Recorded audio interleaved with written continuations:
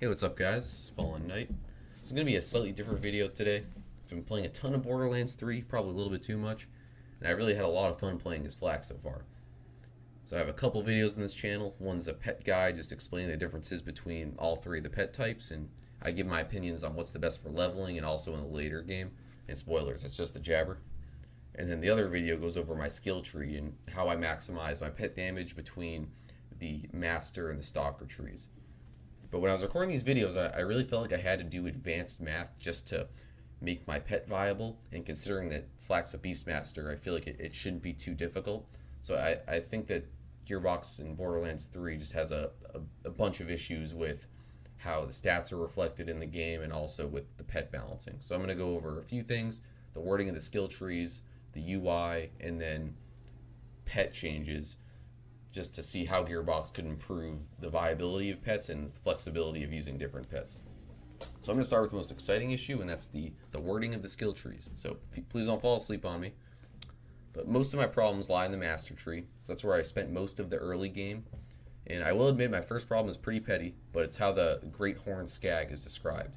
So when you look at the skill, the Great Horn Skag is described as a larger version of the original Skag. So when I read that, I was super excited. I thought that it would be this uniquely badass, larger pet, but I was wrong. The Great Horn Skag is no larger than the Iridian Skag. It's actually a little bit smaller than the Iridian Skag. And it's actually smaller than the second versions of all of the other pets in the game. So not only is it not unique that the Great Horn Skag is larger than the original Skag, but it's also not even that large compared to the other ones. So I thought that was a little disingenuous and dishonest, and it just seemed like it was a way to make the Master Tree seem different, or the Great Horn Skag at least to seem different, without actually making it different or unique at all. So with that petty grievance out of the way, my next issue is kind of the wording of some of the skills. So the Frenzy skill, also in the Master Tree, is supposed to stack damage every time your pet attacks an enemy, and it gives you a damage bonus as well, and it stacks up to 10 times, which is almost 40% damage when it's maxed out, and then it decays after a few seconds. I don't know how long after a few seconds is. I have no visibility to see if my frenzy stacks are actually stacking, except for staring at the damage numbers.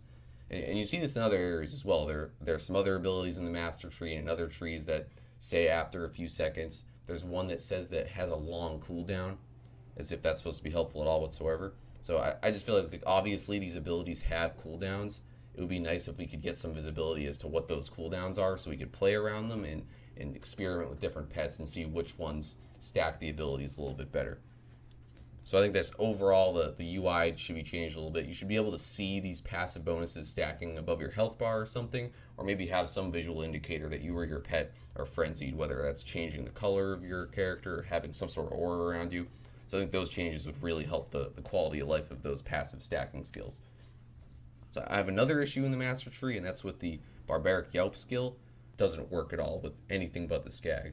And even with the Skag, it only buffs the smaller bonuses, so it's going to give you 20% increase to the 5 damage, which is basically throwing 5 points into the trash.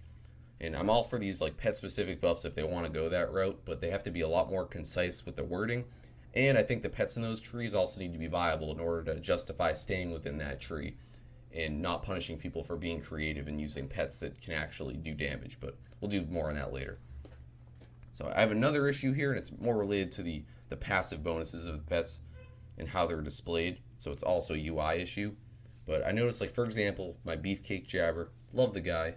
He's supposed to give me 10% health, but he's selfish and only gives me 5% health. And this is pretty easy to notice. It's not the end of the world. It could easily be fixed. But other skills like crit damage, movement speed, elemental resistance, they'd be a lot harder to gauge in the game unless you're staring at the elemental damage that you're taking. Like, oh, wow, looks like I took 5% less damage there. Awesome. So I think there should be a lot more visibility into these bonuses on our character and how they affect our stats. So this could be a stat page like in League of Legends where you see your base health, your base damage, and it'll just allow you to see how your stats add up and how the different pets affect those stats in unique ways, and really help you kind of build around certain pets and make it seem like there's more of an impact. It would also allow Gearbox to see if there's something that's bugged and see if these passive stats aren't actually working, because if they don't have any sort of visibility, how are we supposed to know and then report the problem to them? So I think across the board that could help everyone. And I think seeing pet health would be helpful too. I hear anecdotes all the time that the spider ant dies a lot less, that the skag dies a lot more. I think that would be great if we could see if all of their base stats are the same, and if they're not, it would allow us to maybe swap in the spider ant if it's a lot tankier of a pet for some of the sticky situations, and again, build around those pets that we might not otherwise build around because we don't know that their stats are unique in some way. So that'd be a great thing to see as well. So now I'm going to move on to the pets themselves, kind of the meat potatoes of this commentary here. But I feel like a lot of the issues with the pets stem from Gearbox not really knowing what their role is supposed to be. Are they supposed to be an additional source of damage? Are they supposed to be a tank to take the heat off? I don't really know. And when you look at the skill trees, it's pretty hard to tell because a lot of the skills are strewn about a couple of the trees. So I think across the board, the pets should be tankier and do a lot more damage.